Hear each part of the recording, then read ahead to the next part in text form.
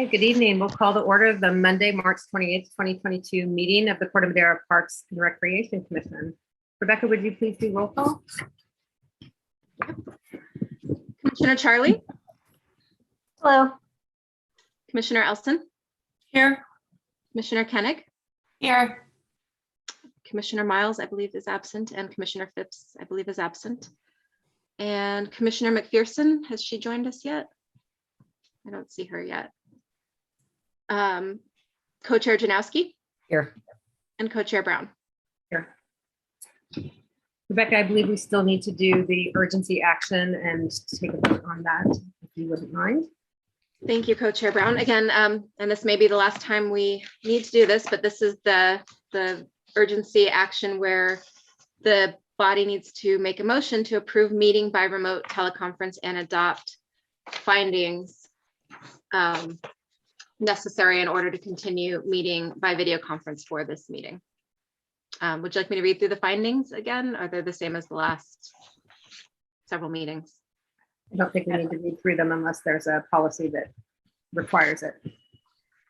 I'll make that motion. Second.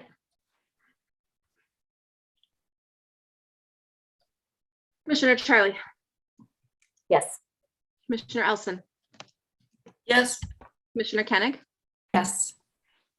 And Commissioner Miles, Phipps, and McPherson are absent. Co-Chair Janowski Yes. and Co-Chair Brown. Yes. Thank you. Thank you. Okay, before we start with those items on our agenda, we'll start with open time for public comment. This is an opportunity for the public to speak on items that are not otherwise covered by our agenda.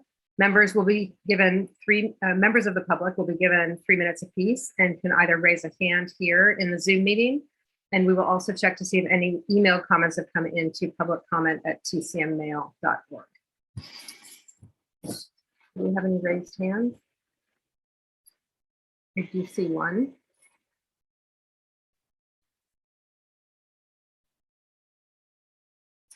Okay, good. That gives me a chance to get the public comment at tcmmail.org open. Okay. In the meantime, I Great. am unmuting Timothy Measel. Hello, Timothy. Hello, good evening. Thank Hi, you good very evening. much for letting me weigh in here. I run the Ray Simpson Big Band. I spammed you all in January about the fact that we have been doing monthly dances at the rec center since 1987. And we've been rehearsing at Neil Cummins in the band room behind the gym for going on 30 years. And so the whole COVID thing threw us for a loop. And now we have an all new administration, and apparently some of the things that we enjoyed as a result of, the historical basis, we've lost. And I'm given to understand there's a free list. And so I wanted to lobby to get the band onto it, mainly for Neil Cummins, because they now want to charge us $17 an hour or $50 per rehearsal. And we have never had to pay before. So we're not a working band. We don't really have any revenue. But we do the monthly dances in exchange for use of Neil Cummins for rehearsals. Now we are going to start the monthly dances again in May. And it's going to be a joint venture apparently between Parks and Recreation and the band. And we're going to be charging admission.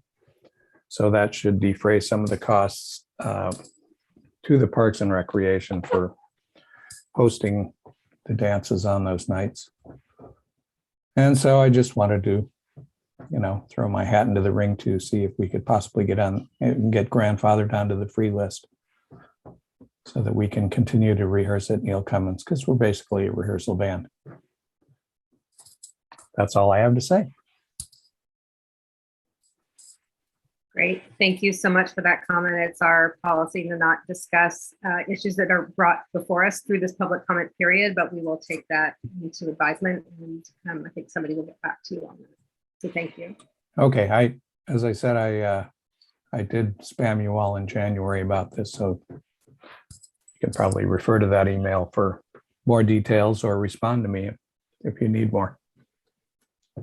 Thank you. Great, thank you. Rebecca, do we have any other raised hands or comments that came in through the email? Thank you. I did check and we did not receive any emailed public comments to publiccomment@tcmmail.org. Okay, and I'm not seeing any other raised hands. Stepping one more time. So if there are no other public comments, we'll close the public comment period and move on to presentations. The first presentation on the agenda tonight is an update from Finance Director Daria Carrillo regarding an overview of the town's budget and an update from contractor Rochelle Reckman-Dibley regarding the Parks and Rec Department's budget restructure. So I will turn it over to Daria and Rochelle.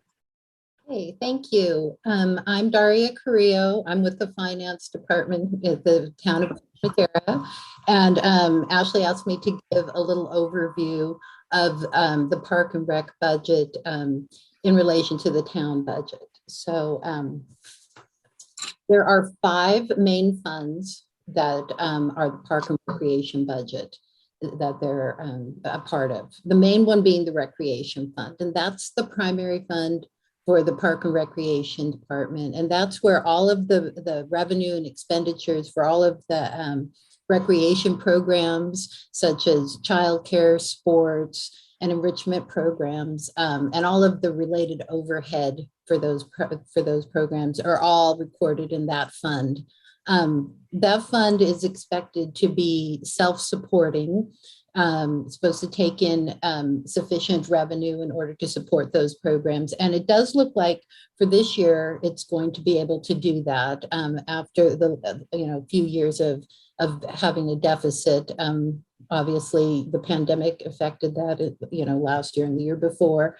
But for those 2 years, the town contributed about $220,000 each. But this year, it does look as though that fund is going to be self-supporting. And the budget for that fund is about $850,000. That's what the expenditures are expected to be for that fund, for the Recreation Fund, the primary fund for Parks and Recreation. The second fund that is involved with Parks and Recreation is the operating fund. That's the portion of the general fund that is pretty much used for all of the day-to-day and recurring expenditures of the town. And as a contribution to the Parks and Recreation Department, the operating fund pays about $438,000 a year towards various expenditures, including the director's salary, building maintenance, computer maintenance, things like that. So that is what the town's general fund, operating fund pays for the Parks and Recreation, pays directly. Then there's a sales tax fund, which is the local Corte Madera sales tax fund, which is a 0.75% sales tax.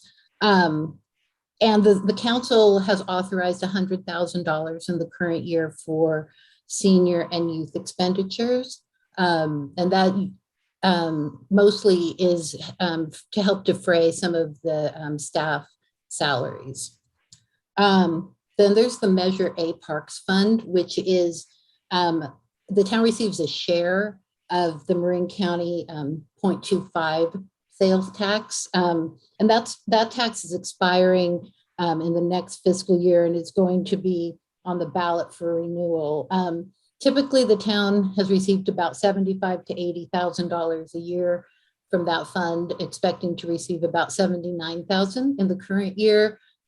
Next year, only about $33,000 because, as I said, it's going to expire. It's going to sunset, and if it is renewed as it's on the ballot, then that budget will be revised. But some of the revenue in that fund has gone for the dog park or resurfacing basketball courts and Skunk Hollow Park improvements, and the plans for the $79,000 that we're currently expecting, as well as that's planned for the town park restrooms at this time, hasn't been spent.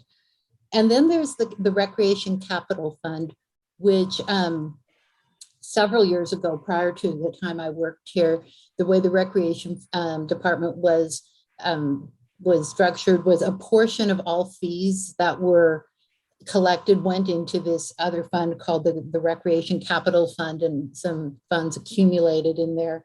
Currently, there's still about $400,000 in there, and it's to be spent on capital funds and capital projects. And some of the projects since 2018, which is when we started keeping track in our current system, that have been used, that have been spent, are for tennis courts resurfacing, the green room remodel and stairs, town park trellis, painting the community center, flooring for the community center, some projection screens for the community center, the town park shade structure.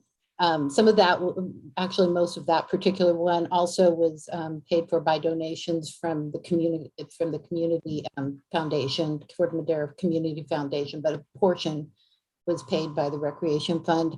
And currently, the most recent expenditures have to do with the Parks and Recreation Survey has been paid out of there, the administration of that, as well as the meetings with the focus groups and the mailing and all of that sort of thing. Also, is some expenditures for Town Park Plaza have been paid out of there, as well as floor plans, surveying and design for the community center. And the budget for next year has not been developed yet, so there's no budget for that fund for next year. So those are the main components of the Parks and Recreation budget for the town. If anyone has any questions, I'll try to answer them. I don't have a question, Daria, but I just wanted to say thank you, because I think for our newer commissioners like Shannon and Emily, they've never been given an overview of funding sources. So that's super helpful. Good, So thank you. Thank you for going over that. Yep, I agree. Thanks. Great. So I just have a clarifying question, Daria. On the Rec Capital Fund, you said it currently has about a $400,000 balance in it. So, That's right. okay, great. And that just carries over year until we determine how it's going to be spent. And Daria, there's no urgency in spending that down, because I remember, that's what we used to call like our trust fund. So I remember at one time, we had other ideas but none of these like are, at risk of disappearing, No. or need to be spent by a certain amount of time or anything No. like that. Mm-mm. Okay, thanks.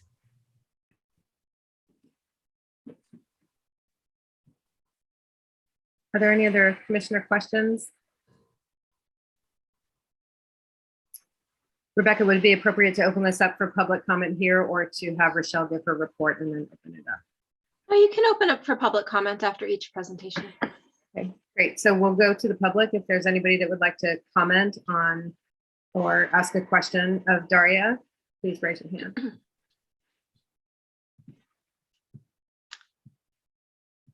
And I'm not seeing any raised hands, and there were no emailed public comments. Great. Then we'll hand it over to you, Rochelle.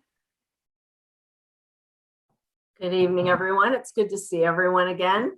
It's been a little while. Before Daria leaves, I want to make sure to thank her. The heavy lifting she does on the budget is crazy. I've only worked in 2 jurisdictions now, and in San Rafael that it's not the same. So I really appreciate not only her guidance and support, but her understanding of how everything works here, because it is a lot different than what I'm used to. So when Ashley came back from maternity leave, and I backed out again and then came back in, the first thing that I did was work on the childcare budget.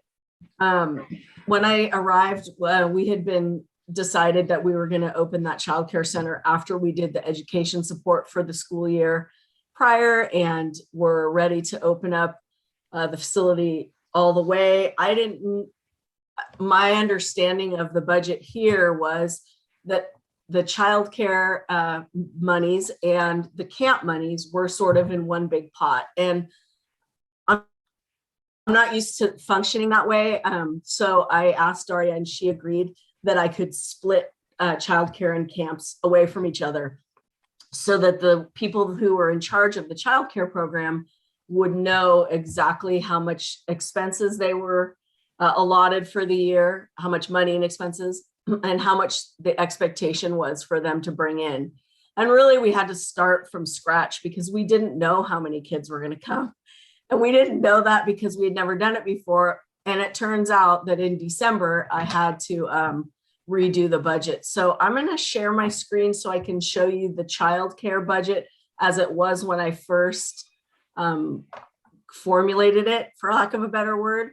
And this is going to be the same model that I modeled the rest of the divisions after. Ashley and I met, and it was discovered by us that there had never been division budgets. So facilities had a budgeted amount they were supposed to bring in, but they didn't have an expense account.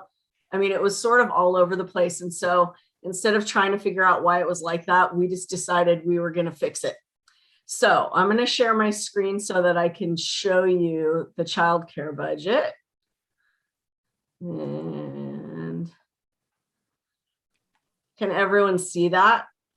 Not yet. I think you have to select it and then hit share again. Oh, for goodness sakes. Okay, hold on. So it wants you to click share screen and then highlight the screen you want to share and then click share to confirm you want to share that. Yeah, well, it didn't like that. So hold on one second. This is not my thing, as you can clearly tell. Hang on, I'm gonna try to open it up again. There we go. All right. Well, darn it. All right, this is the one I want to share.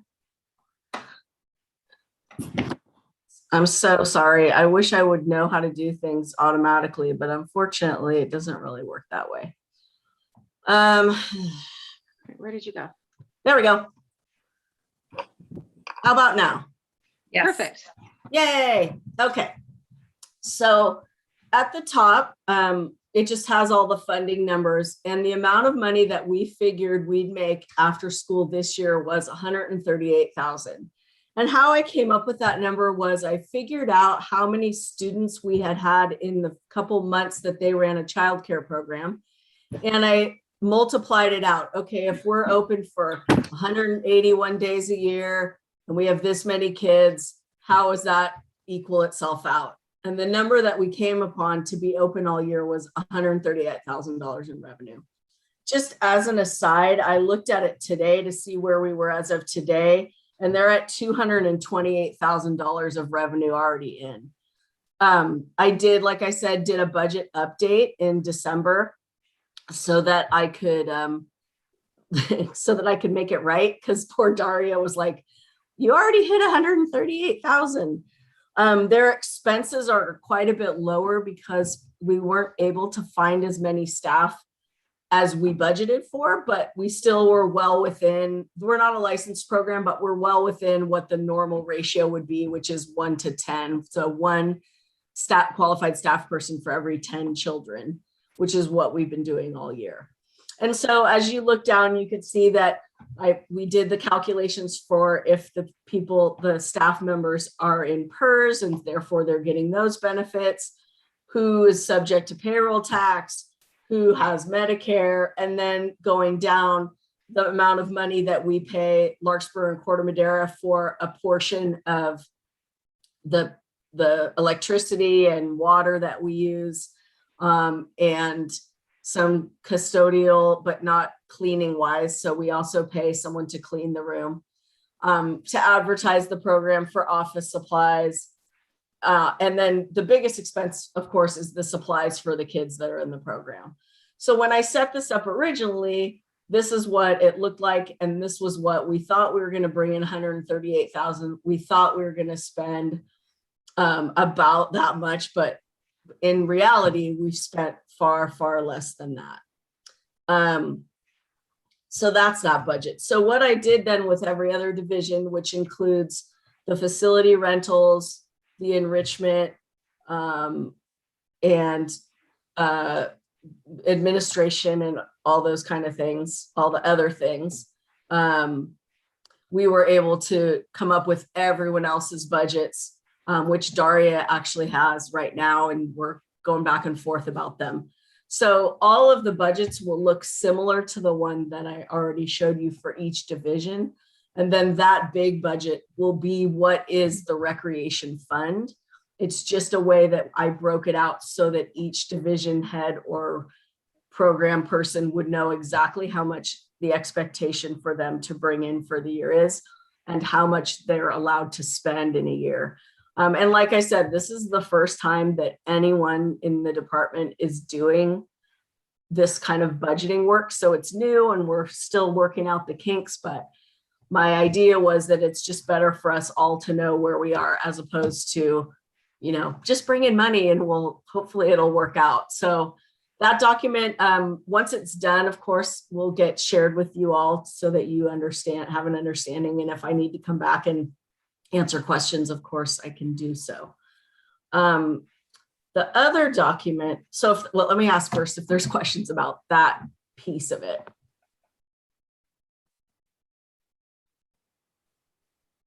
Tom, and I appreciate the discipline of going through this. I think it's going to be incredibly helpful in guiding the teams going forward. And the first years are probably going to be a little bit, you know, of an adaptation, but it's really, really good sort of financial hygiene to be that accountable. I think one of the things that we didn't really think about ever before was how much, you know, that the revenue, we can kind of figure out what the revenue is sort of going to be like if we look historically. And of course, when I did that, I went back to the fiscal year 2018, 2019, because that was the last normal year that we had. And then I looked at all the COVID years and partial years and whatever. And, you know, right now, if I'm being honest, it's going to be difficult to come close to any sort of what normal is going to be. Because we're still coming in and out of things. So I'm hoping that the framework is helpful in at least identifying sort of where things should be and where they are. So that was the intention, I think. And then moving forward, of course, as we come out of things, I think it'll be a valuable tool for this staff that's using it on a day-to-day basis. Absolutely. Are there any questions from commissioners before we see if there are any public comments? I have a question. So you said one of the major cost differences was the decrease in staffing numbers, and that was because it's very difficult to find employees. Now that you've operated at that level, do you plan to stay at that 1-to-10 ratio, or is your goal to try to increase the staff back up to where you initially wanted it? Well, I mean, they're in school age childcare, in my experience, there's not really a value to having more than 1-to-10 ratio of staff, to be honest, of qualified staff. I mean, it'd be great to get some lower level staff that can just help sort of with the day-to-day activities and kind of enrich that part of it. But in terms of sort of supervision of children in a program, 1-to-10 is great. The state law for licensed programs is up to 1-to-14. And for a long time, recreation programs didn't have to operate within those standards and could actually have more children than that. It's just an opinion and sort of what I've sort of been in my career doing, that between 1-to-10 and 1-to-14 is great in terms of supervision. And more than that is great because it can enrich the program we already have. So the two staff that work there, Alex, the Alexes, are always looking for people to help out in the after school program, to be able to offer more things. But since they had the first budget, they've already had a school year of trying to stay within a budget. And so far they're doing a really great job of just keeping an eye on how everything is. Commissioner Elson's question. we would love to be able to have the opportunity to bring in younger staff, because not only would it be able to alleviate some potential burnout of having staff work so often, but it also is a way to create more staff development. So not only do you bring in some fresh people, fresh perspectives, younger, but hopefully you get them in younger and they work with you and you keep training them up, and then you can learn from them. So it's another, source of energy for our whole group, kids and participants and for staff. So, and then the other part of the budget that was unrealized is that our staff just didn't spend as much on supplies as anticipated. When we inherited those classrooms from Larkspur, I've never seen so many art supplies in a room in my life. They left us with a lot of great things, which is great. I mean, and the furniture was in good shape. I mean, we really haven't had to do any like bigger capital outlay things, which is great. So they've been able to buy things that they want, that the kids would be interested in. Like they have a foosball table and an air hockey table, and they've definitely been nervous about spending too much money. And I think that's a throw over of just how they are. They just want to use everything we have, which is great. I'm not complaining about that. But I think one of the things I would tell them is, not when you have money, you should spend it. But if there's something that you feel like the program has a need for, there's not a reason to hold back. But they're going to end this year fine. Like I'm not worried about them. They're bringing in a lot more revenue than we thought as well. So.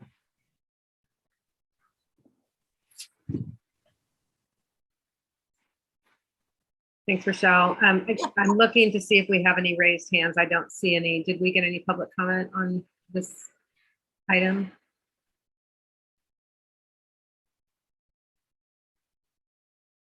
No, I am not seeing any raised hands, and we did not receive any emailed public comment.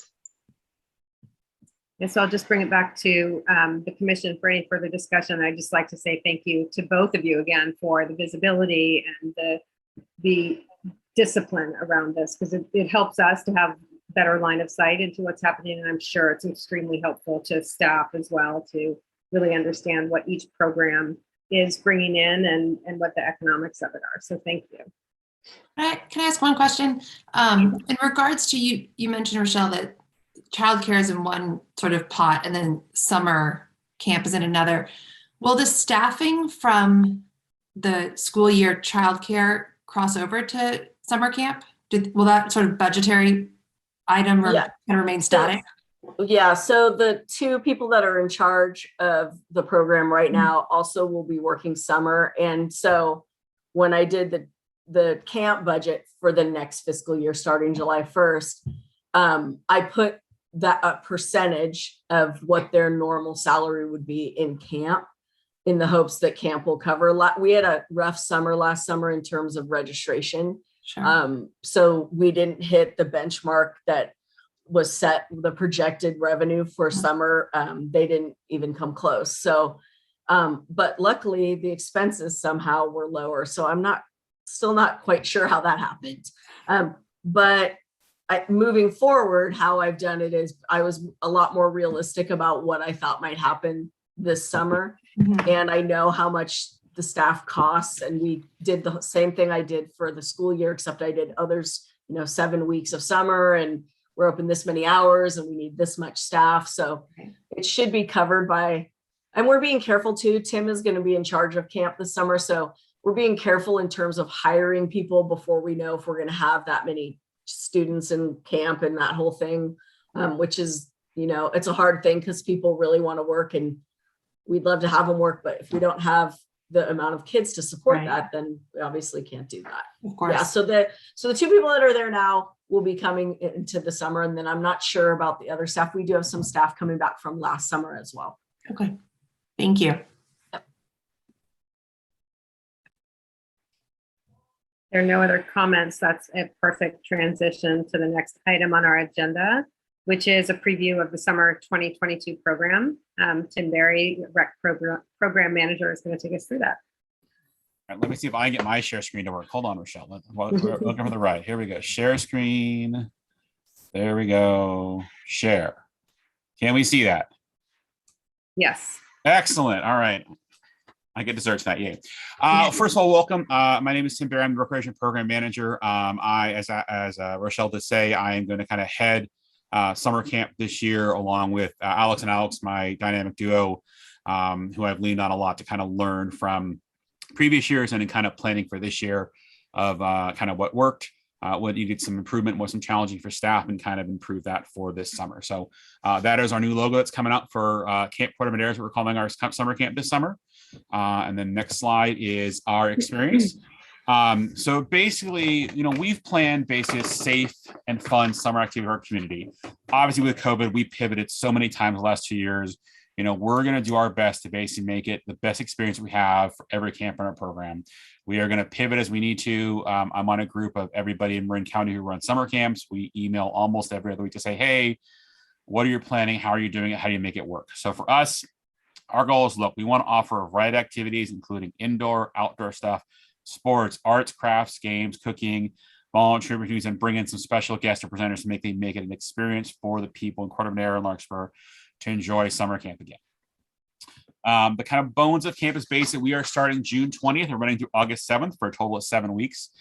Our target audience is basically 5 to 12-year-olds. We mostly get 5 to 10, 11-year-olds. Most 12-year-olds are too cool for camp. As my 13-year-old son is turned, I don't want to go to camp anymore. I want to be something else. So we have an opportunity for them. We are doing both full day and half day options for camp this summer. So we've got a full day option of 9 to 5 and two sessions, either a morning session of 9 to 1 or an afternoon session of 1 to 5.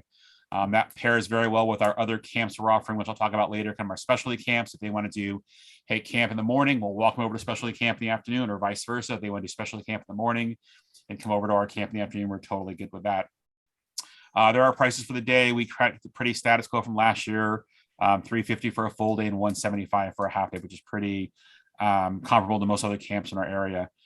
We are going to be located out of Neil Cummings in the child care building. We are going to use the facilities. It makes the most sense to have a central location where you're near the park, you're near the playground, you're near the gym, kind of use all those amenities out there. We are offering scholarships this summer for people who are in need of financial aid. We have had a request from the Larkspur Corte Madera School District to support the summer school program. So they are offering 4 weeks of summer school right now. They're thinking maybe 45 to 50 kids might need some help this summer.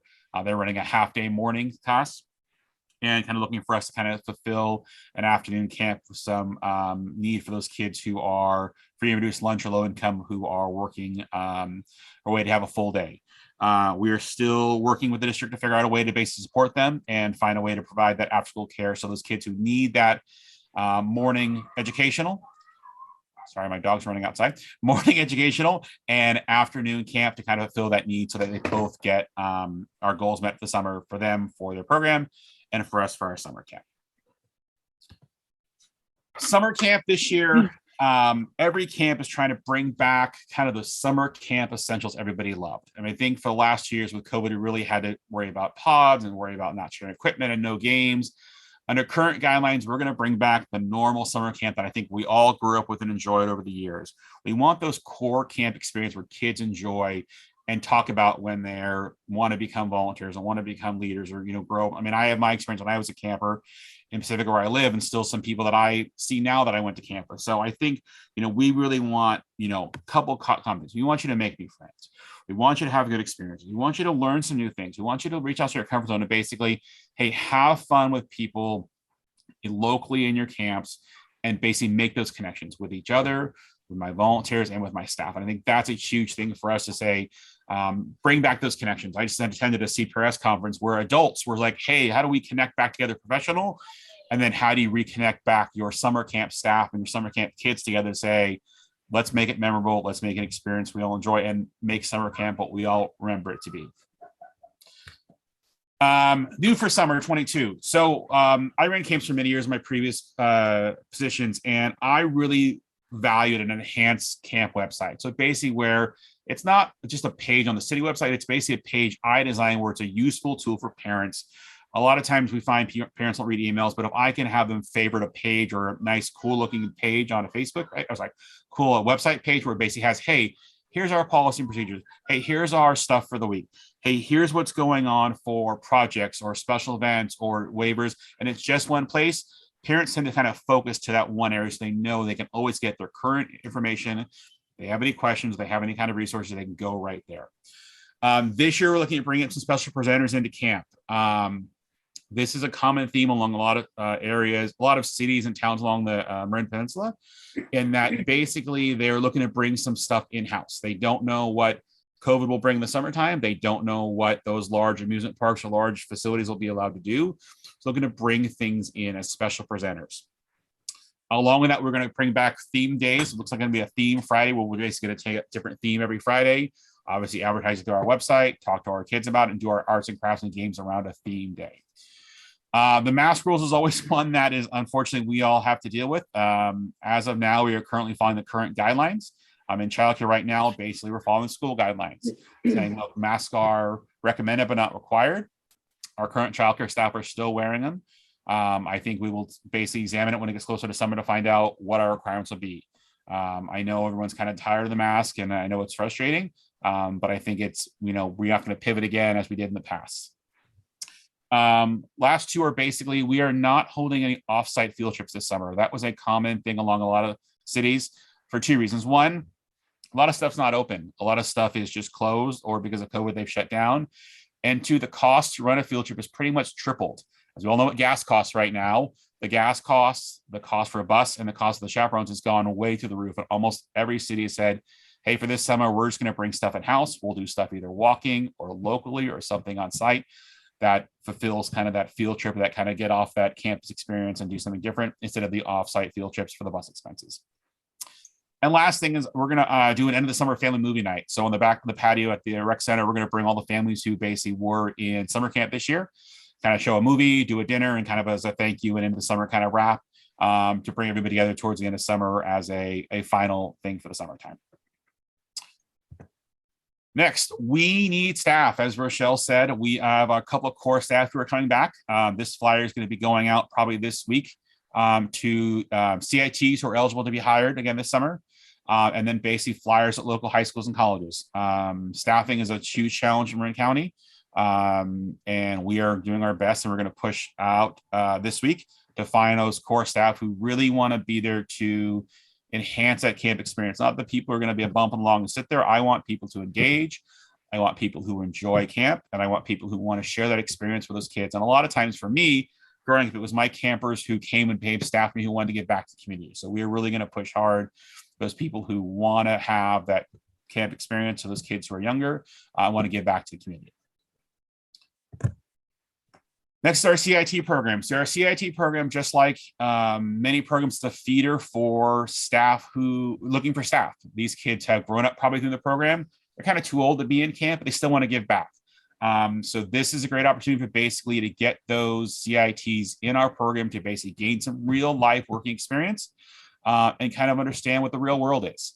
It also gives them an opportunity to fulfill some service credit for school. A lot of times they have to do some service hours to graduate or for their school. This year, we're going to ask people to kind of work in 4 weeks. It can be any 4 weeks during the summer, but I kind of want to schedule. So I know I have these 4 or 5 CITs this week. I have 3 or 4 this week, and we're very flexible. Hey, we understand people have vacations. They're in sport camps. They want to have a high school teenage life. We'll work around them, but we really want at least to say, hey, we need you for 4 weeks this summer between those 7 weeks to kind of figure out how we can do it. And the other part for me for a CIT program is I really want them to gain something else besides the real life work experience. So some of the things we've done in the past, we've worked on, like, how do you write a resume? How do you do an interview? How do you follow up with phone calls? How do you be professional in that? If you choose not to be in this field, but take these skills to into the field so that they can basically apply for the job they want, or they can just gain those experience and skills to know what their next step is. So CITs are essential. We are going to send out to all our past CITs who are not age eligible and say, hey, summer camp's back. We want you back. Please come back and join us this summer as a CIT. My last slide is specialty camp. So obviously we offer a camp Corte Madera, which is kind of our traditional day camp. These are some of our other camps that we are offering programmed at Neil Cummings. And I believe one of the kindergarten renaissance is at the Cove this summer. I know Ashley included it as the summer camp menu preview that went out. So kind of a variety of camps, some full day, some half day, but kind of the experiencing and giving the opportunity for them to do many camps this summer and kind of a variety of options to kind of fill in their summer between our camp, Corte Madera, or the kind of specialty camps. My last slide is, I know it's crazy, but summer is just around the corner. I know it rained today and it's like, oh, it's still winter. No, it's not. It's summer. Literally, we are right around the corner, and programming, like I said, working with the two Alexes to kind of plan out summer, and then just recruiting staff to try to fill those needs in so we can kind of build my core staff and then fill in those roles and then basically get ready for summer, because I feel like it's going to blink. It'll be June 1st. And I'm like, it's only, well, not even April yet. But so that is my presentation. I will stop sharing my screen for a second if I can correctly. Woo! All right. Sorry for the dog running through the hallway. I apologize. Didn't even see the dog. Thanks, Oh, Tim. yeah, it's blurred out. That's why. Are there any questions from commissioners? I might have just one question. I think you mentioned, and I've actually got the pamphlet right here. I was thinking about what I'm signing my kid up for. You mentioned that it's the majority of them are at Neil Cummins. Is that because the Cove isn't available during the summer, or I just don't know that information about where things are? And I know I've been asked that before, and I thought I should know. Sure. The Cove has another camp that's there in the summertime that's not run by us. So we use Neil Cummings. It has the most ability to both use the gym, which is really asset for a lot of those programs, and classroom space. So we operate out of Neil Cummings, and because it's nice and close to the rec center. So if there's a problem, it's a quick walk over. There's a problem, and then there's a lot of space to kind of do a lot of outdoor activities, where the Cove just has the one ball field there that might have stuff on the summertime too. That's right. Got it. I recall that. I think it's Andrew's camp or Stephen and Kate or something. Yeah, that's right. Okay, that makes sense. Thanks. There's a lot of camps out there. It's confusing. I just want to acknowledge the flyer that was sent. I think it was sent home with the kids, or I don't know if it was in the mail, but it was, yes, it's awesome. I mean, I don't remember this happening in past summers, and my kids have attended different camps through the rec, but it's great. I mean, my daughter was like, got a pen out and was like circling what she wants to do. So really well done on that. And Tim, I just want to call out your idea of having sort of that one place for parents to find all the critical information. So helpful, particularly for families who are doing multiple camps or multiple children. There's always so many moving parts in the summertime. So it's a great idea, and really kind of meeting people where they're at. So well done. Well, let me first say, Aaron and Doug and I worked really hard on that school menu. We had many versions, let's just say, and we all voted on the one we liked and kind of tweaked it as we went along. Ashley has her versions and Rochelle had her version, but we made it all together. So that was a key piece. So a lot of hard work put in by Aaron by that. And just as a parent myself, I know we're all moving a million miles trying to figure out, okay, what camp's my kid going to? What camp am I going on vacation? What camp are their friends going to? So just the one spot where, hey, this is how this camp works. Does it work for my son or daughter? And then kind of that information is always very helpful. Great.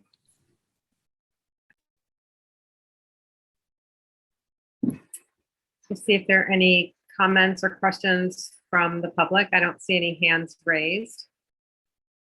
Any comments come in to PCN mail? Thank you. No, I do not see any raised hands, and we did not receive any emailed public comments. I'll just bring it back for any other comments. This is such an exciting time of year. Every time I see the summer camp program, I get, just so enthusiastic about what Parks and Rec contributes to the community. And it's only improved every year. And I love the enthusiasm that you're bringing to this and the new ideas. So thank you for that, because I think it continues to make this a treasure of the community. It's a really important part of what we do. Absolutely. Thank you very much. Any other comments before we move on? Thanks again, Tim. Appreciate it. And Rochelle and Daria too. Appreciate your presentations. Okay, we'll move on to the consent calendar. These are items that are routine or have been previously discussed and don't require any further discussion. But any member of the public is welcome to make a comment or pull an item from the consent calendar for further discussion.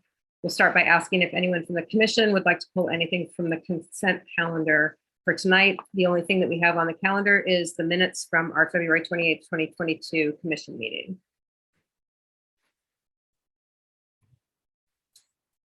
Is there anybody from the public that would like to comment on our minutes? No, I am not seeing any raised hands, and there were no emails. Okay, then I think we bring it back to the commission. I'd just like to make one adjustment to the minutes. I was not at that meeting. I was out of town, so just would like to adjust the attendees before that goes to vote.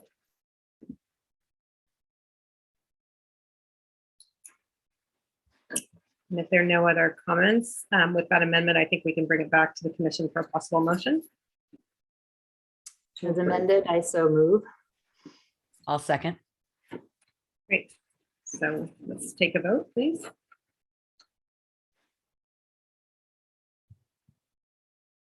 Commissioner Charlie, Yes. Commissioner Elson, Yes. Commissioner Kennick, Yes. Commissioner Miles, Phipps, and McPherson are absent. Co-Chair Janowski Yes. and Co-Chair Brown. Yes. Thanks, Rebecca. Okay, that brings us to tonight's business items. We have two on the calendar. The first one is a review and discussion of staff recommendation to recognize the 2020 Volunteer of the Year awardees at the 2022 4th of July parade and continue to redevelop the volunteer recognition program to resume in 2023. And there was a staff report as part of our agenda packet, and I think I will turn it over to Ashley for this agenda item. Thank you. Again, with our transition out of COVID, hopefully forever, the recommended actions tonight for the commission to consider is review and discuss the staff recommendations for the volunteer recognition program this year in 2022. Consider one, recognize Sarah Goody, Rob Snavely, and Patty Stollier, Volunteers of the Year recipients in 2020 by inviting them to ride in the 2022 4th of July parade. Two, suspend the Volunteer of the Year recognition program for 2022. And three, continue to redevelop the volunteer recognition program to resume next year in 2023 and or provide additional direction to staff. And a little bit of background for the commission to consider is that the annual volunteer recognition program began in 1980 and was recognized at least one individual in our group per year until 2020, with the exception of 1985. And the title, award, and parameters and types of recognition have varied over the years, but essentially it's the main point is recognizing our volunteers and drawing public opportunity to recognize them and celebrate them, which was traditionally the ride in the 4th of July parade. And our 2023 recipients were not offered that opportunity to be celebrated publicly by our community. And I really would love to close that circle and be able to offer that to them and then move on and reformat going forward. So again, the award title and parameters have changed from Senior Citizen of the Year to Senior Volunteer of the Year. And then there's a Youth Volunteer of the Year added. And then the last year that we offered in 2020, we actually recognized an under 18 category, a 19 to 60, and then a 61 and over category. Parameters of the 2022 included a description of the nominee's involvement in community affairs, why the person should receive the honor. Nominees were asked to select the age bracket, and then they were given those three categories. Applicants were required to be a Corte Madera resident and could not be a current Parks and Recreation Commissioner. Two different things that I'm hoping that can be considered in the future for reconsideration. At the May 24th, 2021 Parks and Recreation Commission meeting, staff report included suggestions for the commission to consider that could expand the candidate pool. And again, this is recognizing that over the years, it's been hard to draw applications despite the amount of outreach through different neighboring organizations, through schools, through public service groups. Getting applicants is very hard. And that also goes to the Citizen of the Year program, which had been traditionally separate and by an independent group, a community group. So we want to combine all of the recognition opportunities into one location.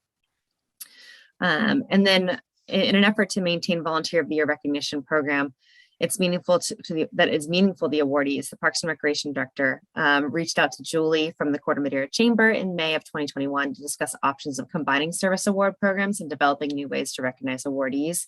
And just to summarize, that was to encourage and elevate the prestige of the Volunteer of the Year awards by limiting awardees to one Volunteer of the Year or Citizen of the Year, which would be selected by the Parks and Recreation Commission, and then one Business Citizen of the Year, which would be selected by the Corte Madera Chamber of Commerce, which they're considering to do so in their traditional format this year. The Parks and Recreation Commission received the recommendation at their May 24th, 2021 meeting, but took no formal action on that item. The Volunteer of the Year recognition program was suspended in 2021 to defer the efforts of improving recognition of volunteer services with the formation of the new community engagement subcommittee of this commission. Nomination recruitment has traditionally happened annually in the spring. And again, it's reached out to homeowner associations, civic organizations, churches, clubs, media outlets, and invited individual solicitation of nominees. And that's usually done in the spring. Due to COVID, the commission didn't meet in March and April of 2020. So it started the delay, and then there wasn't the 4th of July parade in 2020 or 2021. So things have kind of gotten off track. In June of 2020 meeting, the commission approved staff recommendation to modify the recognition program, and that was to extend the time period to try to recoup some of the volunteer efforts. We knew there was a lot of volunteering going on in the community to support, say, for example, our seniors that were housebound with the shelter in place. But we still didn't increase the candidate pools. We only had 3 candidates, which were all extremely well deserved in their receipt of the award. But we'd love to see competition, and we'd love to see, a lot of people drawing attention to these volunteer opportunities. And then let's see, in the types of recognition, traditionally it's a plaque from the town council and then a ride in the 4th of July parade.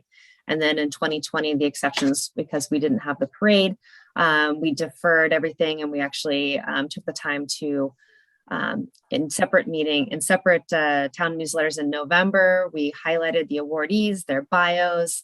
Then we also took out a 1/2-page ad in the Marin IJ, and we had a dedicated website up to listen to their bios and their recognition for over a year. So we tried to honor them in the best ways that we could. But again, I'd love to see it closed out with a ride in the 4th of July parade and have them be able to be recognized publicly. So for discussion, these 3 award recipients from 2020 did not have the opportunity to ride in the 4th of July parade and be celebrated in person by the community, and staff recommends formally recognizing Sarah Goody, Rob Snavely, and Patty Stolier with an invitation to ride in the 2022 4th of July parade. And staff asked the commission to support the redevelopment of the volunteer recognition program through collaborative efforts of the Community Engagement Subcommittee, the Corte Madera Chamber of Commerce, and the Parks and Recreation staff, with the goal to resume the program in 2023. No fiscal impacts with this. And again, the options that I outlined in the beginning was recognize those 3 recipients with an invitation to ride in the 4th of July parade this year, 2, suspend the volunteer program for 2022, continue to redevelop the volunteer recognition program to resume in 2023, and or provide additional direction to staff at this time. Any questions? Thanks, Ashley. Yeah, are there any questions? So excited for the 4th of July parade. I clearly can't say it enough. I can't hear it enough.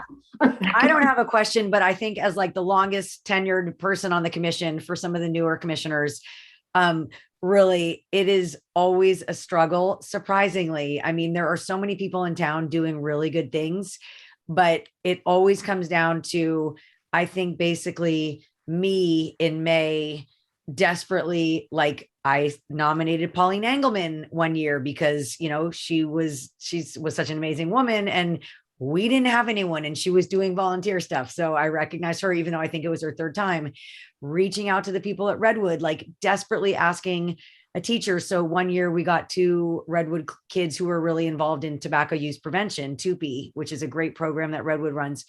But it's just really surprising that we just cannot get nominations to come in, every year that we work on it to try to increase the pool. So I think I really was in support of Ashley's idea about recognizing this. The parade is always such a cool way for them to be in the car, and that could be a way to kind of build up momentum again and relaunch. So I was very strongly in support of recognizing these 3 people in the parade and then moving forward, just trying to relaunch with more energy post-COVID. Hear, hear. I think that sounds great. I think we need to open it up and see if, sorry, go ahead, Shannon. Just to clarify, what was the thinking behind having the 3, like the age bracketed volunteers? Was that meant to be more inclusive, but then it became more difficult because then you had to fill each subset? The reason why we did that is that we had 3 we wanted to broaden and get more people to apply. And so when we had people apply, it naturally fell into these age brackets. So we created an opportunity for them to select 3 different, because originally it started with Senior Citizen of the Year. And so it was 60 and plus, and we felt like we missed such a huge chunk of our population. And then they offered, I think in 2018, they introduced the youth, and then we still were missing the bulk of our population. So Got it. Yeah, there was that middle spot that was never, it was always the volunteer of the year, but then you had to be over 60. So that's when we said, well, we added the youth, but as Ashley said, that middle bracket where there tend to be a lot of volunteers wasn't getting Right. that. So Got it.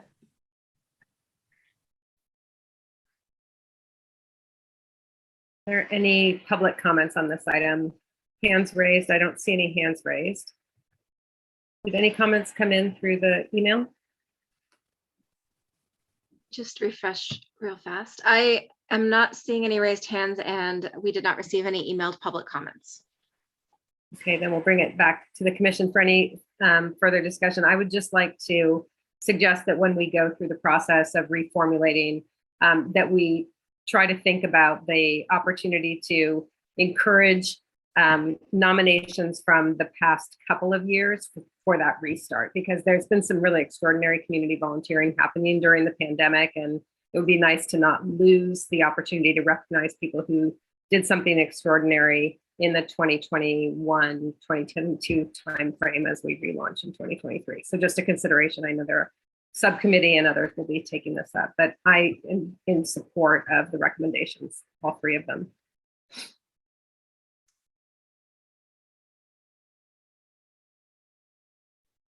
Any other comments? I think we can bring this forward with a motion to vote as recommended. I'm happy to do that. I think it's great. We have a motion. Do we have a second? yep, I have a second for that. Thank you. All right, let's take a vote. Commissioner Charlie, Yes. Commissioner Elson, Yes. Commissioner Koenig, Yes. and Commissioner Miles, Phipps, and McPherson are absent. Co-Chair Janowski Yes. and Co-Chair Brown. Yes. Great, thank you. Okay, we'll move on to item 6B, which is a discussion and direction to staff regarding planning for a Corte Madera Community Service Appreciation Event, which would showcase the many community serving organizations in town and allow the groups an opportunity to both promote their missions to the community and solicit interest from potential new members. And this is going to be led by Rebecca, so I'll turn it over to you. Thank you, Louise, and co-chairs and commissioners. The previous item was a nice segue into this item, which we wanted to hopefully use as a launching pad to harness all of the extraordinary volunteerism that has taken place during the pandemic, coupled with the fact that we have many longtime residents and many new residents in town that oftentimes aren't aware of all of the volunteerism that takes place in this town and the opportunities to serve this community that exist in this town. We are built by community volunteers. We're strengthened by our community volunteers. And as this commission knows from having received presentations from representatives from the Lions Club and the Women's Club educating us on their volunteerism historically in town, it just sort of happened organically in conversation with the town manager and some other staff that it might be a really great opportunity to plan, for lack of a better way to look at it, a kind of a club day or recruitment day for our town volunteer service organizations. It would give those organizations a chance to sort of table and have a captive audience of people there looking to learn about what they have to offer and what the membership opportunities are, how often they meet, what kind of work they do, and maybe pick a new favorite organization to get involved with or deepen their connection with, or get new friends involved in them as well. While we haven't really been able to isolate a particular day that we would want to hold this event, and ideally this could be a thing that would become an annual event, sort of a community service day, recruitment day. I'm not sure what we would call it at this point. In talking with Ashley Howe and Rochelle, it seemed like our two summer movie nights scheduled for Friday, July 22nd and Friday, August 19th, one at Neil Cummins campus, the town park, and one on the bay side of town at the Cove Park, might be a good way to try it out as sort of a soft opening. And we're encouraging the community to come out to these events early and to picnic. and enjoy their time in our outdoor spaces, and planning some entertainment opportunities, and maybe having a couple of these organizations there with their materials to talk to the community members and get people excited about what they do might be a good way to try this out. And also, we have the 4th of July parade this year. And our town manager was, he's really enthusiastic about trying to get this this type of event at our 4th of July parade, because for all of you who've been here for past 4th of July parades, we have a big event in the park. We have art, we have music, we have games, we have kids activities. Why not set up a few extra tables and have our community service organizations table in the park? Of course, we'd have to do some outreach and find out if this is something that they would be able to dedicate a committee member to or not, or if they would be open to that. But all of our community service organizations are also heavily involved in the planning and production of this parade as well. So I could be asking a lot, or it could dovetail really nicely with this event.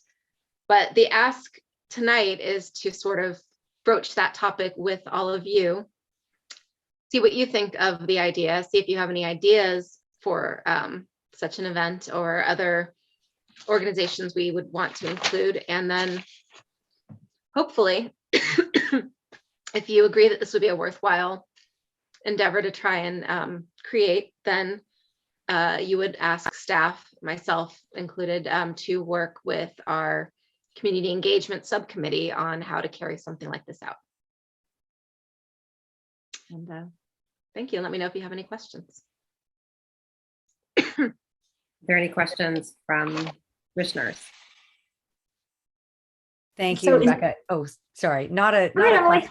Oh, can I, not a question, but a comment. I just think when you first started talking about it, I was picturing like a community center with people and tables and no one there, literally no one there. Like, I just Yeah. thought, like, I was picturing, oh, this is great, all these organizations, and it's going to be really hard to get people to come if you do it like on a night during the week. So I love And your that's why idea. Ashley suggested tagging Yes. on to a planned event. Yes, that's exactly what I was going to say. Like, do something like, you know, if it's not the food trucks, but like a night where people are picnicking, or a movie where they're going to be there anyway, make it like a more vibrant kind of lively feel. And I think you'll get, you know, a much better turnout, because I would hate to have, I think it's a great idea. I do think people are unaware, and I'm almost now in that spot where it's like, I'm only have one more year really helping at the schools. So I'm kind of like almost getting into your sweet spot of the age where people could like take all their school volunteering and move into a different segment. But you want to make it fun for that group and like make it really feel like, so as much as you can add a lively element. And I think doing that with, you know, the families are great, but a lot of them, if they have any amount of time, are going to be volunteering at their school. Mm-hmm. Realistically. So I think the age group that we're talking about among adults is like 50s, you know, my age, my group. Because I think otherwise people are pretty, don't you guys think, other commissioners, if you had free time, you're going to pretty much do school stuff? Or was that just me? I got suckered. Well, unless you're like, I agree.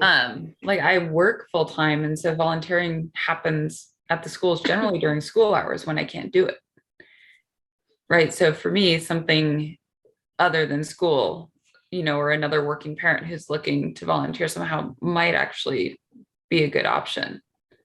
I agree. I would echo that. And I also think that there are people who, there are some parents who are so dedicated to volunteering at the schools, and parents are aware of kind of who they are, but other parents may either feel like that's not the right fit for their extra time, or just want to demonstrate more civic minded or community based volunteers. So I think you're right, Emily, that there are many people that in that pool that may not have time, but I think there actually are still going to be so parents who want to do something else.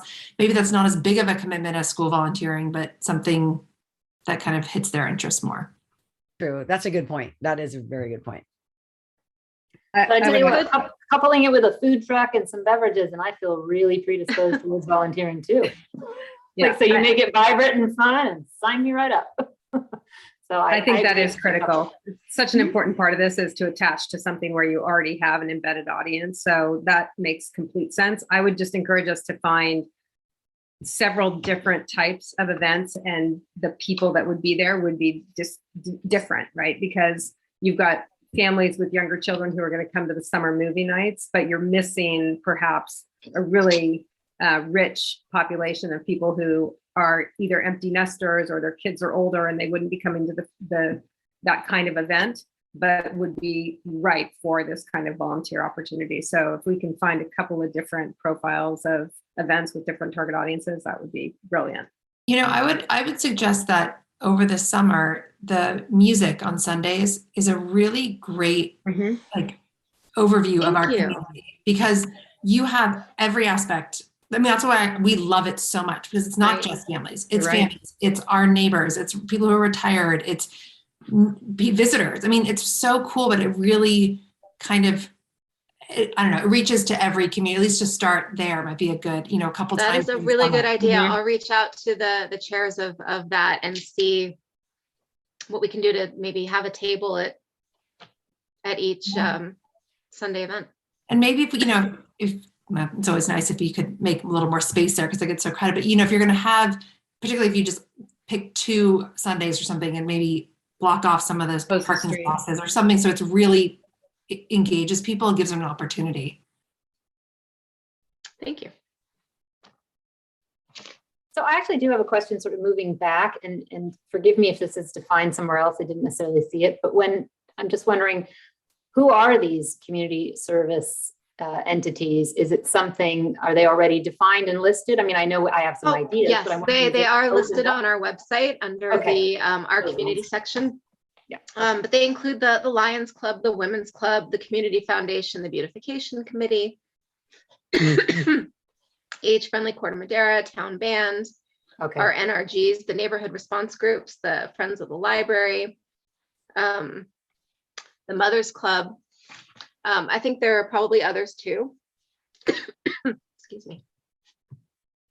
Okay, thanks. I thought that might be the case, but I wasn't sure if it was just volunteerism generally, or if it was opened up, or if it was very specific. So, okay, thanks. No, it's our longtime community service groups that have been established by this community over the years, and do a lot of work and volunteerism in our communities. So just a chance to help them get their name out there to new members of our community that may have just moved here or that weren't aware of opportunities. Sure. And they're great. I remember when I first moved here, the Mothers Club, I didn't know where to start. And so that's where I started as well. It's great. I don't know. It was just, we wanted to try and give a way for them to tell their story of what they are and what they do, and also give them an opportunity to recruit new members, because it was hard during the pandemic when they weren't meeting in public. And I think it could possibly benefit everybody. Yeah. Well, I think it's a great idea. And I think everybody else, all the other commissioners, had really good insights as to locations and other things. So I'm on board. We'll open it up and just see if there's any comment from the public on this item before we bring it back for, I think, a vote to encourage you to proceed. I don't see any hands raised. I don't see any raised hands, and we did not receive any emails, but Patty and the attendees says, please do include food trucks. So Rebecca, do you want us to take a vote to No, encourage you it's to more of a keep moving, direction or is to it- staff. If you wanted to direct me to work through the community engagement subcommittee to vet ideas and to find appropriate opportunities to have these types of community engagements. Perfect. Do we have a motion to direct staff? Yeah, that makes sense to me. Do we need a formal vote, or we can just direct you? Just Well, seeing no objections, I think, to the concept, I think that would be considered direction to move forward. all right. And so Great, go forth, yeah, conquer. go forth. I think I'm not sure how involved Lucy will be, but I know Alden and I would be happy to help on that effort. So since we're And I assume that the subcommittee would probably this is our first year having subcommittees, but I would presume that the subcommittees would reorganize when the commission reorganizes and selects a new chair and vice chair. So it could be that I work with one subcommittee to sort of get the process started and get passed off to whoever the new subcommittee members are. And Makes sense. if you meet regularly, just include me on the email. Great. Thanks, Rebecca. Thank I you think for this is your going to be really worthwhile. I hope that we get a lot of new members participating, and then we'll have a lot more people that we can nominate for Volunteer of the Year. Okay, so we'll now move on to staff updates and commissioner reports, and we'll start with the director's update, Ashley.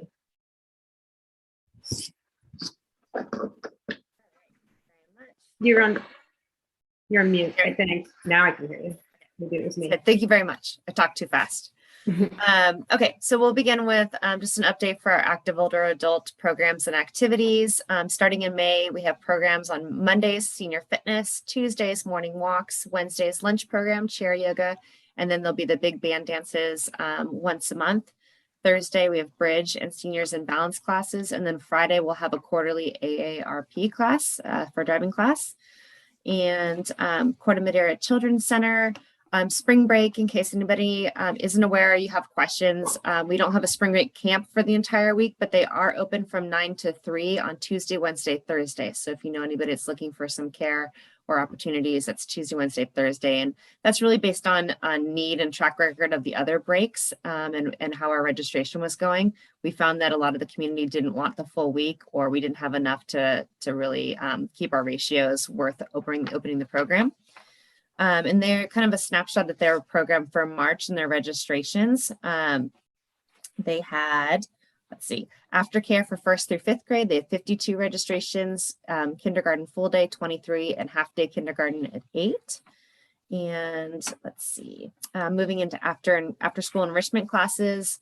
For spring registration is still open, and already there's more than double the pre-pandemic registration numbers. For example, winter spring of 2018, there were 321 registrations, and as of right now for 2022, there's 863, and we have 81 different classes.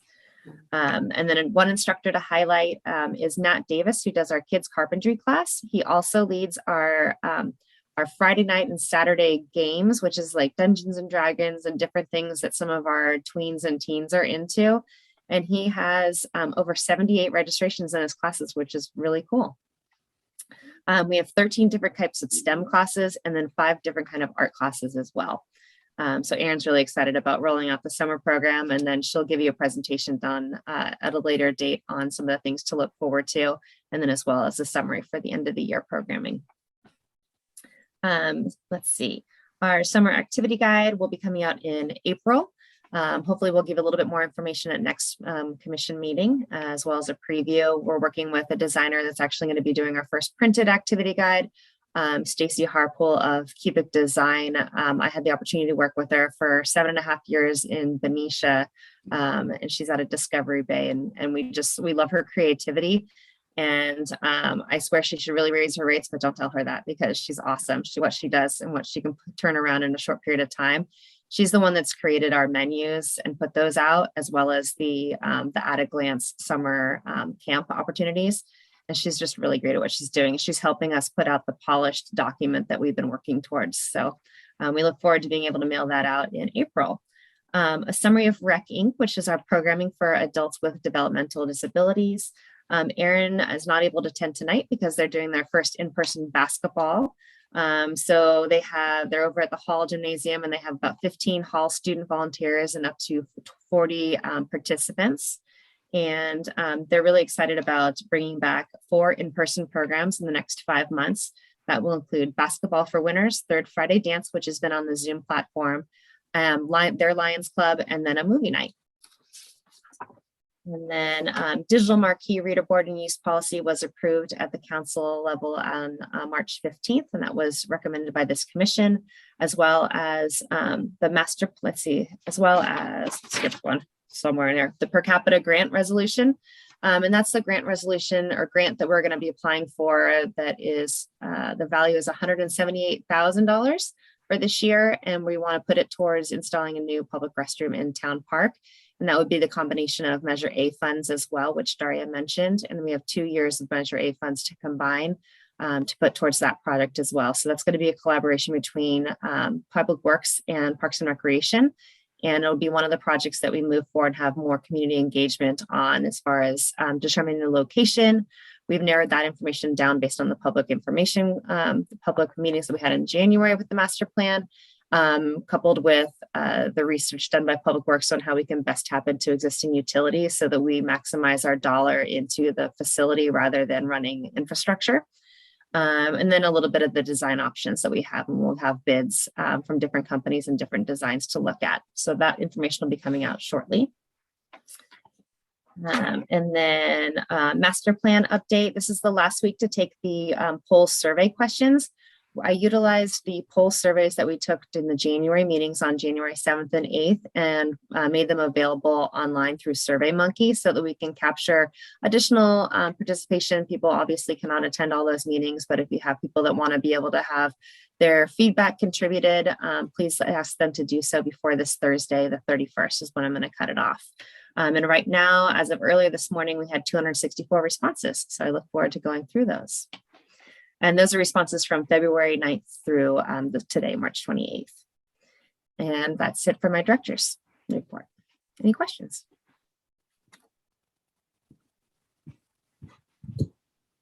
I'm not seeing any raised hands.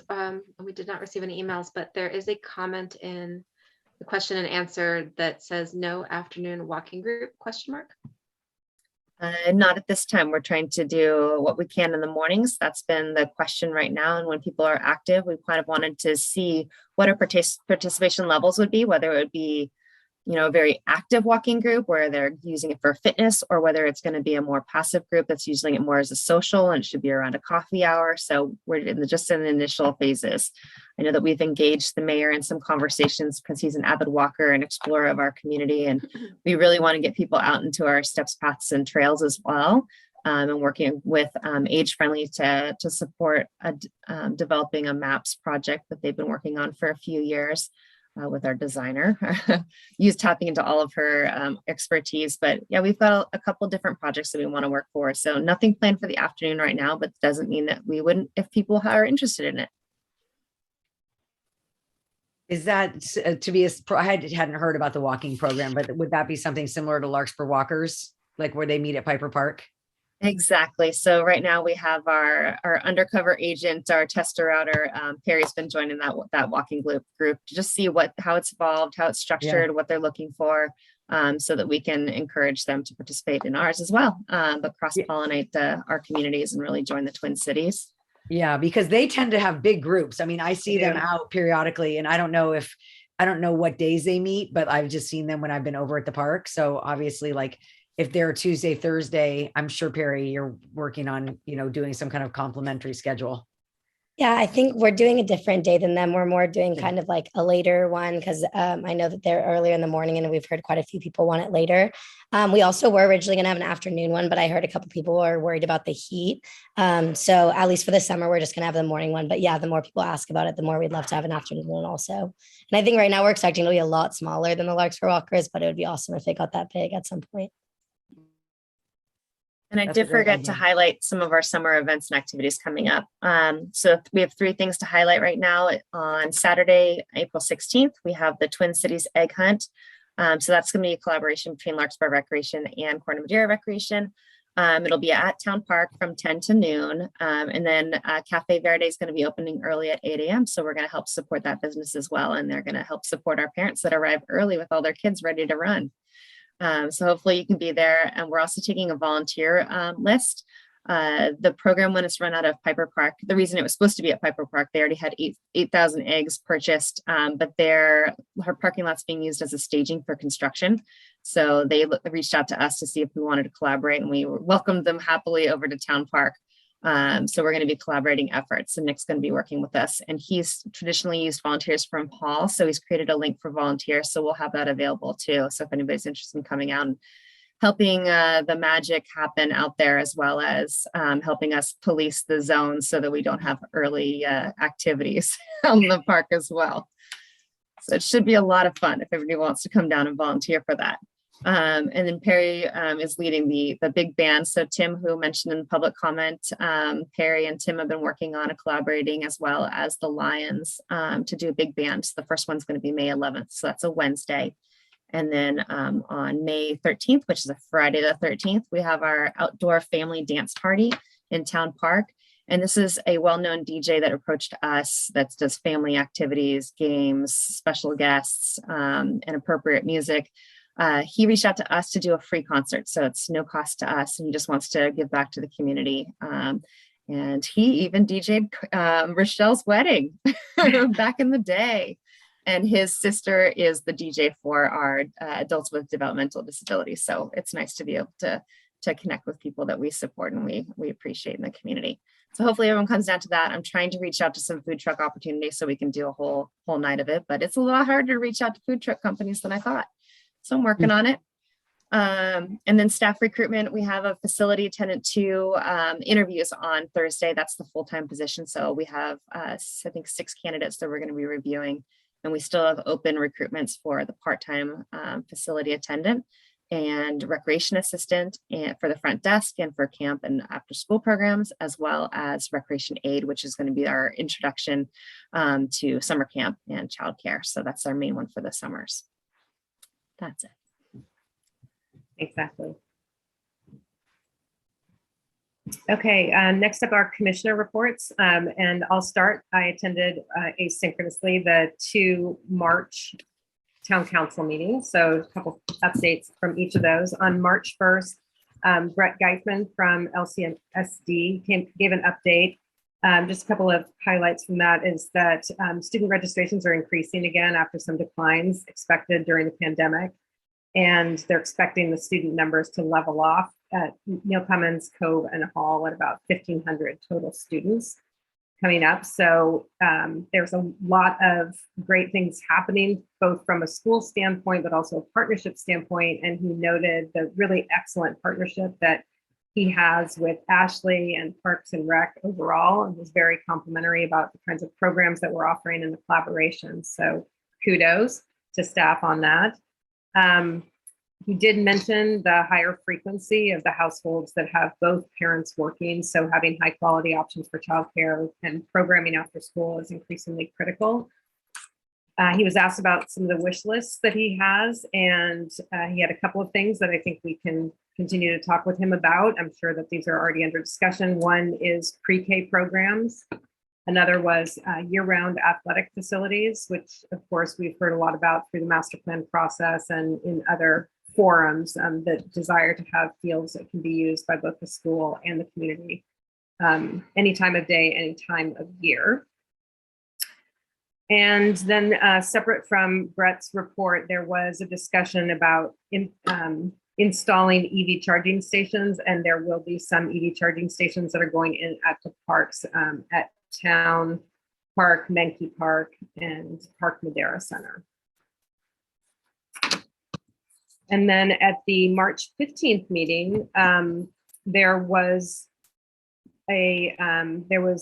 discussion around the artificial turf fields from public comment, feeling that they had been given a disproportionate advantage from the standpoint of who was responding in the community meetings, who was invited, and who had been able to rally support. So there continues to be a lot of discussion around turf fields and the pros and cons. And there is, I would just underscore for the community, anybody listening or watching this recording later, that nothing has been decided on the topic of artificial turf fields. This will continue to be a subject that we discuss if it's pursued, and there will be plenty of opportunity for public comment during that process. It will be very transparent. Ashley gave a report at the March 15th meeting to review the use of the marquee board and delegate future use decisions to Park and Rec, and that was supported with strong support. Voted on with strong support across the council. And Ashley also brought forward the opportunity for grant funding that's available for that could be used to put in new restrooms at Town Park. And again, this was given strong support by Town Council. Ashley provided a lot of great background and perspective and information on what bathrooms might cost, and the information that had been brought forward through the master planning process about the importance of this and finding a permanent solution. So that was approved to proceed with the grant application process. And that's the report from the March council meetings. Emily, do you want to give a quick update on executive advisory? We did not meet in person, but we just gave Ashley some feedback on the agenda this month. So that was about it. And is there an update from the programming subcommittee? Sarah or Shannon? Yeah, we did not meet this month. And I think, Ashley, you have a report from Commissioner Miles on community engagement. Not community engagement from the individual, so I'll wait until the individual reports. Okay, great. Is there any update on the community engagement subcommittee? No, we do not have one. Okay. And I have just a quick couple of updates that I can provide on the master plan subcommittee. And this echoes some of what Ashley has already said, which is that our recordings from the January community meetings are available on the Parks and Rec website, as is the poll to gather additional feedback. And we already have over 200 respondents to that. So if anybody's interested in providing further comment on the things that were voted on through the January community meetings, I encourage them to do so before the end of the week. And the next steps then for the subcommittee are to meet with staff to finalize our priority recommendations to take forward to town council in either April or May. Nothing is finalized at this time from a master plan standpoint. Specific programs and projects will continue to go through the normal process of community notification, discussion, and input. So we will just be making a summary set of recommendations to town council for those items that were particularly important to the community to pursue for additional discovery and planning. Okay, I think we can move to individual commissioner updates then.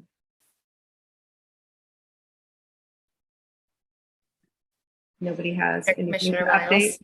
Yeah, you could proxy for Alden. Sure. Commissioner Miles was unable to attend, so I just wanted to pass on.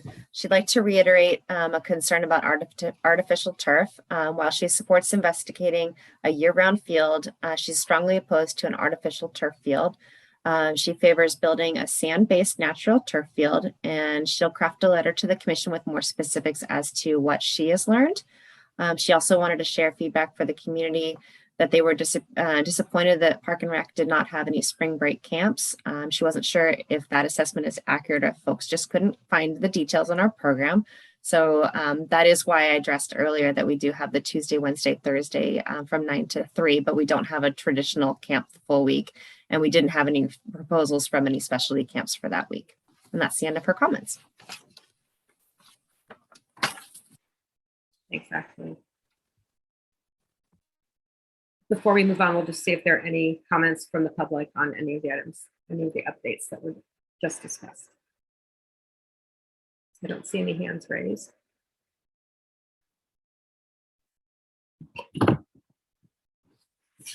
I am not seeing any raised hands, and we did not receive any emailed public comments. So just a couple of housekeeping before we close the meeting. Are there any topics that commissioners would like to put on future agendas that we should capture today?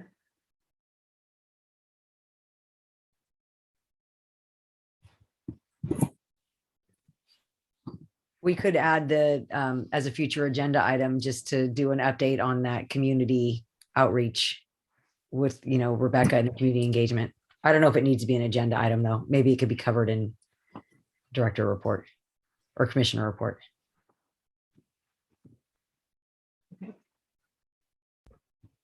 I don't know that this is an agenda item either, maybe more something to include in the director report. I know we lost a number of trees in Town Park because of the drought, and it doesn't look like our drought is going to be ending anytime soon. So it would be great to know if there's anything we can do to try to save the remaining trees, because I think it would be pretty tragic to lose all of those mature trees in the park because of drought when we could potentially save them.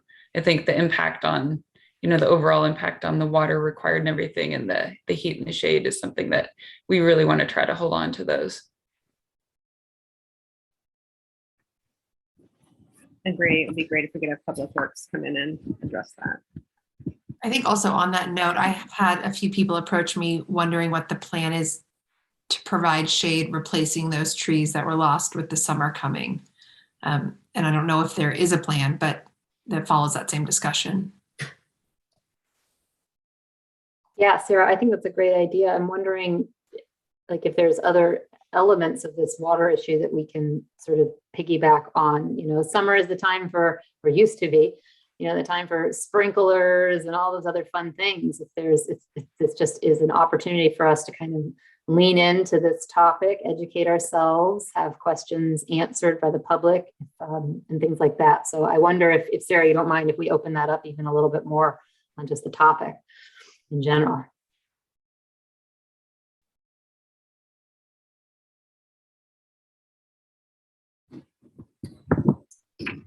Okay, otherwise on our calendar for April are the Commission Capital Improvement Wish List as a discussion item.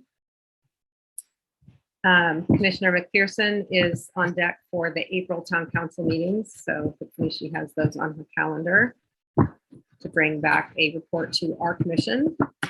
And if there's nothing else on anybody's mind, Rebecca? Thank you, Louise. I just wanted, while I had you all here before we close, to let you know that your next meeting in April will likely be a hybrid in-person Zoom meeting. So we look forward to welcoming you all back to our temporary council chambers that we have set up over at our temporary location at 240 Tamil Vista. There will be a training for staff on how to run the Zoom hybrid meetings and what they'll look like for staff and for our board and commission and committee members. So Emily and Louise are welcome to attend that meeting on April 13th. I'd like you all to try and pop into our April 19th town council meeting, which fingers crossed will be our first meeting back in person with the council. So at least you can get a sense of what it looks like before your April meeting. But I'll do my best to get all of you trained and acclimated prior to that meeting and let you know if anything changes. Exciting. Thanks, Rebecca. Just making a note of April 13th. Thank you. Anybody want to say 4th of July parade one more time?